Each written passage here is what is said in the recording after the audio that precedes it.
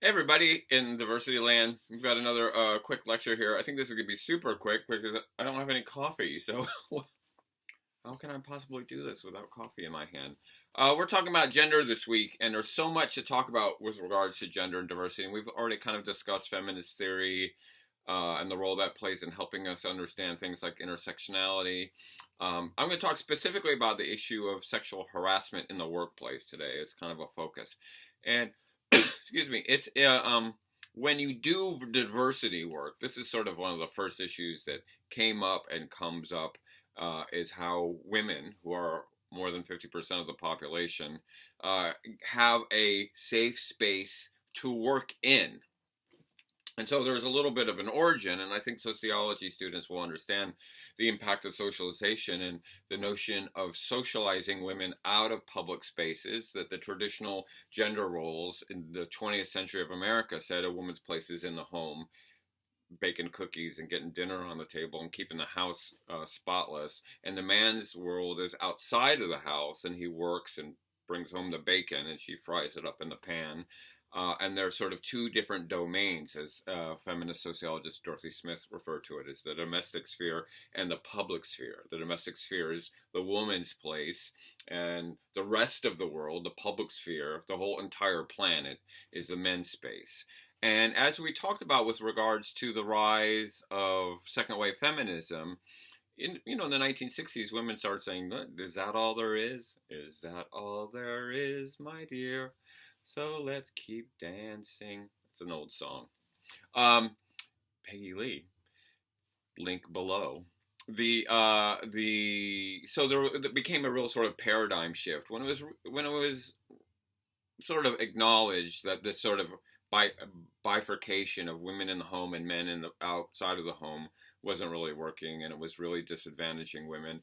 And there had been precedents in the past. Much of the 17th, 18th, and 19th century had women working in America in the fields. With the farm work was both men and women working. World War II, as we talked about, as all the men shipped off to go fight the wars in the Pacific and Europe, left women in the factories, the Rosie the Riveters, doing the manufacturing for the war effort. That stuff that supposedly was men's work, all of a sudden women could surprisingly do and do quite well. And so it wasn't a new notion that women should have jobs, and women should have jobs in things that aren't traditionally what we might have called pink collar jobs, whether they're being nurses or elementary school teachers or waitresses or flight attendants, coffee, tea, or me, as they would say, that women should have access into the full realm of the work experience, including doctors and lawyers and advertising executives. And so there becomes this shift. And if you've watched the TV show Mad Men, speaking of advertising executives, it is a wonderfully sociological picture of that shift happening, of women entering in the men's workforce. And not surprisingly, there was some pushback. There were some men who didn't want women there. How can women know these things? How can we hire women if they're just going to have babies, get married and have babies, and not really devote their life to their career the way that men would? How can we have women there if their brains don't have the same capacity that men's do? How can we have women there if they're once a month they're going to go nuts? I mean, all these sort of things were used as logical cudgels to keep women out of the workforce. And so when we started getting the civil rights movement that focused primarily on the issue of race and racial inequality in Jim Crow America, gender was also a part of that movement towards equality. So the Civil Rights Act of 1964, the big sort of first national civil rights act we get in the 1960s, included Title VII. And Title VII prohibited discrimination. I'm going to just read it to you. It prohibits discrimination based on race, color, religion, sex, and national origin. So all of a sudden, saying a woman couldn't be hired into a job because she was a woman, illegal. That sort of stops that. Of course, it doesn't stop discrimination. It's still very intense and continues to be intense. But one of the ways when we think about it as a sociologist is the notion of male bonding. that men are socialized to bond. Women are socialized to sort of compete with each other. I hate her and her skinny thighs.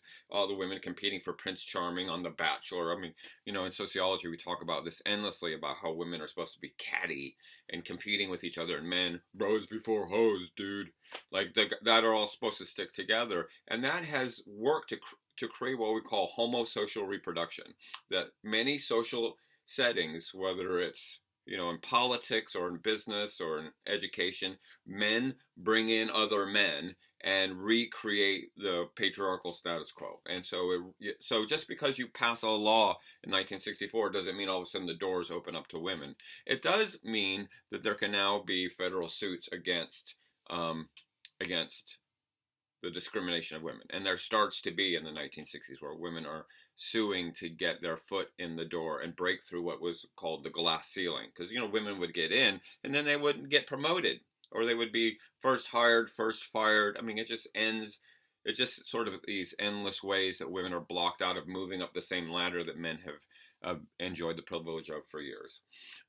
So added to this climate of women coming into the men's space is this idea of sexual harassment, of harassing women in male spaces, whether it's in schools or in workplaces or in sports, wherever it is.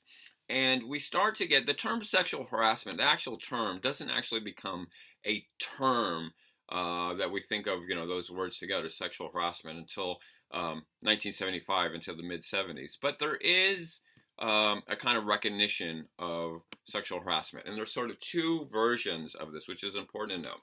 The first, and this is a term we heard a lot about a year ago during the impeachment, the quid pro quo.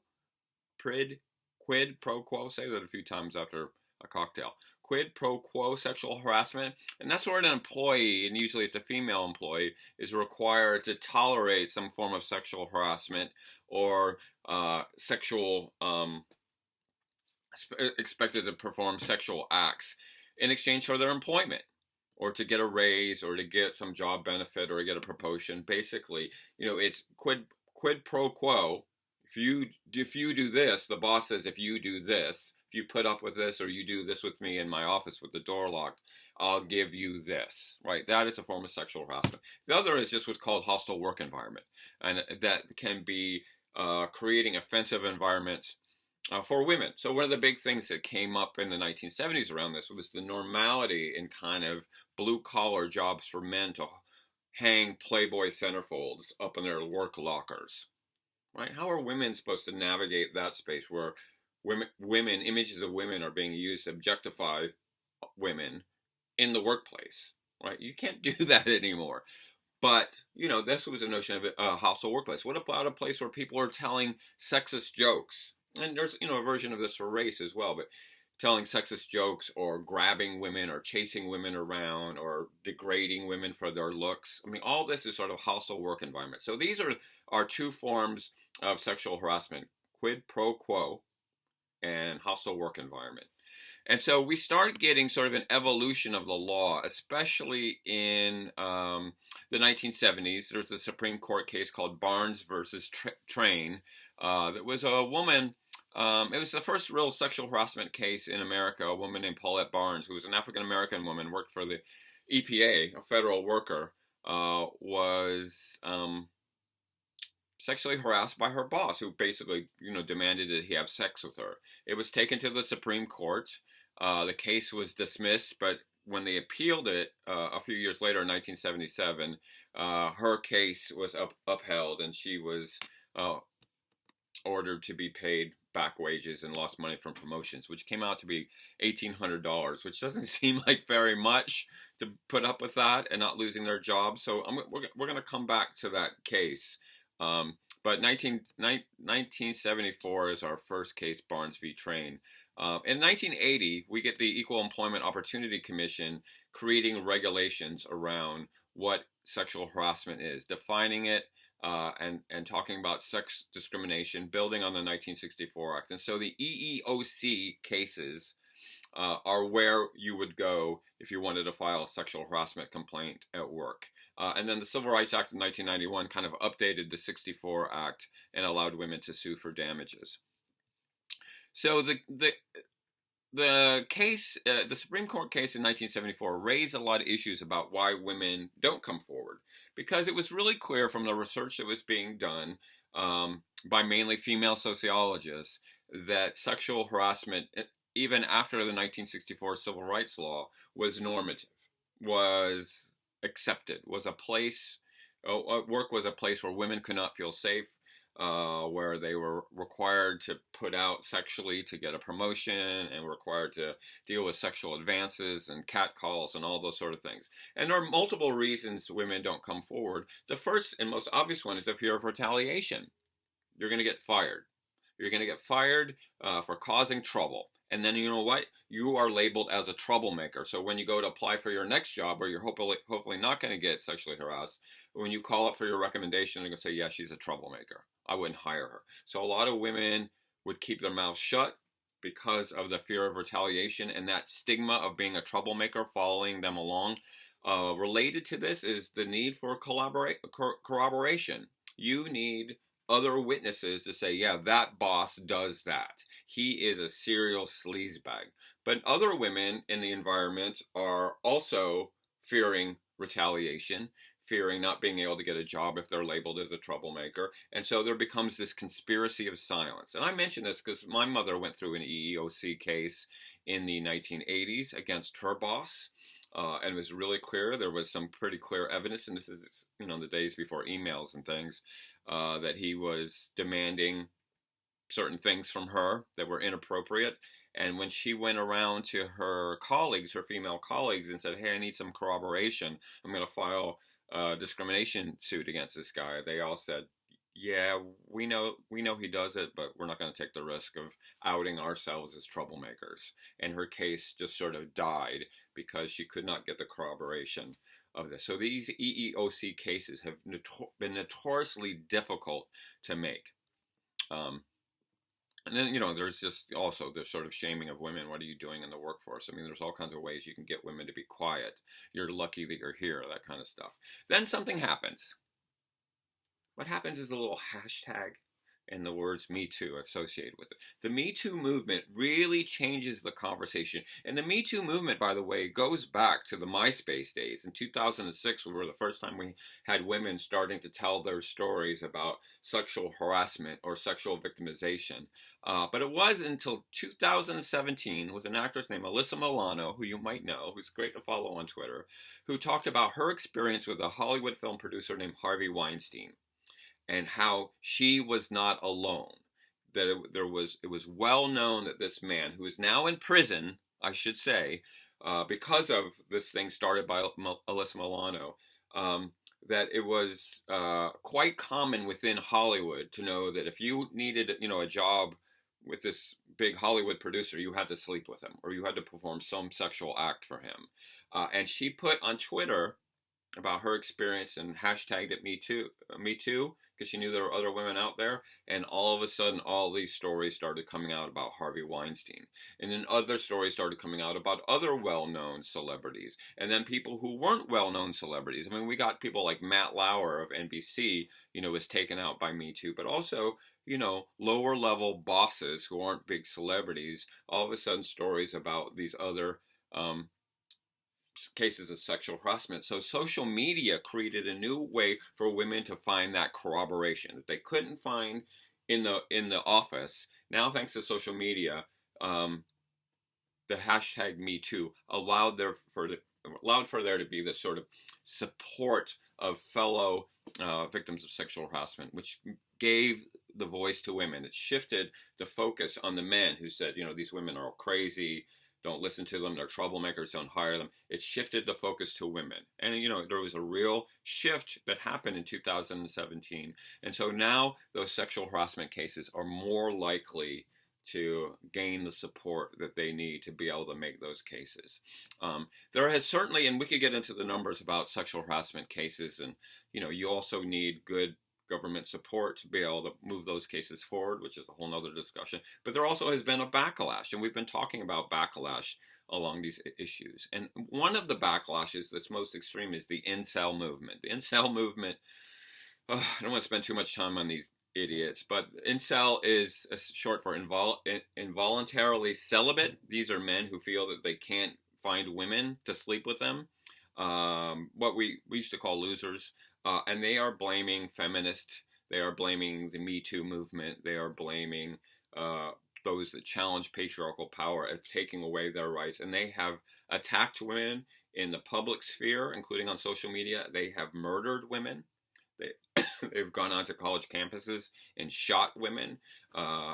This guy, Elliot Rogers, is the most famous case of incel violence. And so there's always a backlash. Every time women gain power, as we've talked about, there is some backlash against it. And we've seen the incel movement become very popular, involved with the Trump movement.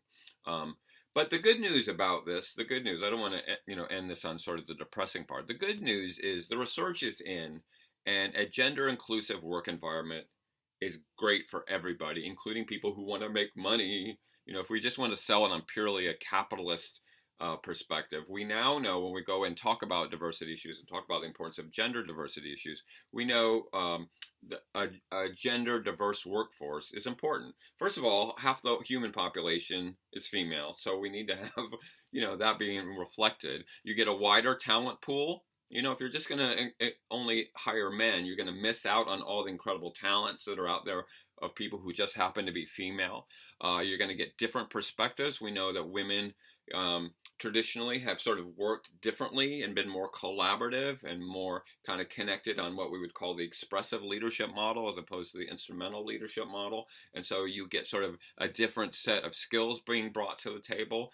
Women are better at kind of reading situations based on social psychological research. So if you got a work setting and you need to kind of figure out, how people are doing, we know that there's more retention. Research will show that workers, that when there's a diverse workforce of male and female, people are more likely to stay on the job longer. So you don't have to spend all your time interviewing people to rehire somebody that just left. It's just the opposite. People think you hire women and they're going to leave. It's the opposite. You get longer retention when you get more women on the workforce. And of course, the customer base, which is half female, is going to respond to a company that has more and more females involved in it.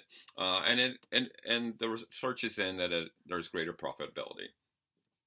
That there was one study that found that gender diverse companies are 21% more likely to experience above average profitability. So purely on the Benjamins level, you want women in your workforce and you want them feeling safe and not in a hostile workforce where they're devalued for their gender. And so those are just some of the issues that come up when we talk about diversity and gender.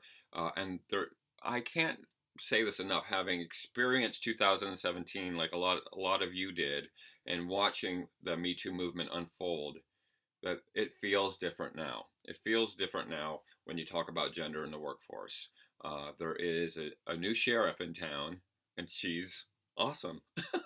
So I just wanted to give you that little thought bubble about sort of where we've gone over the last 60 years that's really changed those things, and how now the focus is now on socializing males to relinquish the male bonding that blocks women out and see that it's to their benefit that women are included in traditionally male spaces. It's good for all of us. This is why men need to be feminist. Okay, I'm going to leave it at that. Boop, we're out. I'll see you at Zoom.